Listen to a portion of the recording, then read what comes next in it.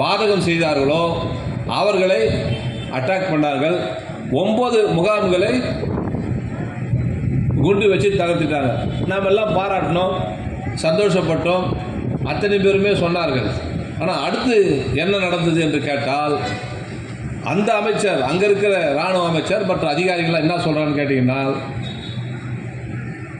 இந்தியாவுடைய இராணுவம் பொதுமக்களுக்கு பாதிப்பு இல்லாமல் டெரரிஸ்ட் முகாமை தான் தாக்கினார்கள் என்று அவர் ஸ்டேட்மெண்ட் கொடுத்தார். யார்? அந்த இராணுவத்தில் இருக்கிற அதிகாரி.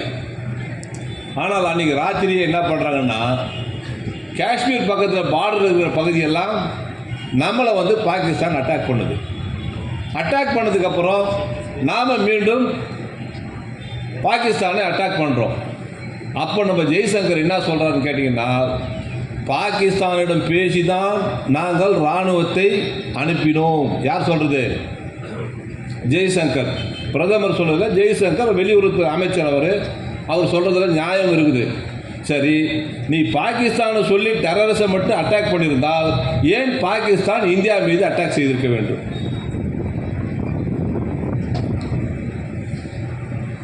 நம்மளை பொறுத்த வரைக்கும், இந்தியாவை பொறுத்த வரைக்கும் நமக்கு பாகிஸ்தான் எதிரி இல்லை. நம்ம பிரதமரை இலங்கையில் இருக்கிற இராணுவமே அடிச்சது, அப்போ கூட நாம் அட்டாக் பண்ணல. நம்மக்கிட்ட அவன் பார்லிமெண்ட்டில் பாம்பு போடுறான், அப்போ கூட நம்ம திருப்பி அவனை அட்டாக் பண்ணல. காரணம் என்னன்னு கேட்டிங்கன்னா, நாம் அட்டாக் பண்ணால் அவர்களால் தாழ முடியாது, அவர்கள் நம்மளை அட்டாக் பண்ணால் பெரிய பாதிப்பு வரும் தான் இந்திய அரசாங்கம் தொடர்ந்து அதை மென்மையான போக்கிலே இருந்து கொண்டே இருந்தது. போது நீங்கள்லாம் பத்திரிகையில் படிச்சிருப்பீங்க, அதையே தான் பாகிஸ்தான் செய்தது. ஈராக்கை ஏன் சேர்ந்து ஈராக் குவைத் அட்டாக் பண்ணாங்க, ஈராக்கு அமெரிக்கா எல்லா நாடுகளும் சேர்ந்து அவங்களை அட்டாக் பண்ணாங்க. கடைசி வரைக்கும் சதாம் ஹுசேனை யார்கிட்ட இருக்குது? ஏர் இந்தியாப்பா டாடா கிட்ட இருக்குது.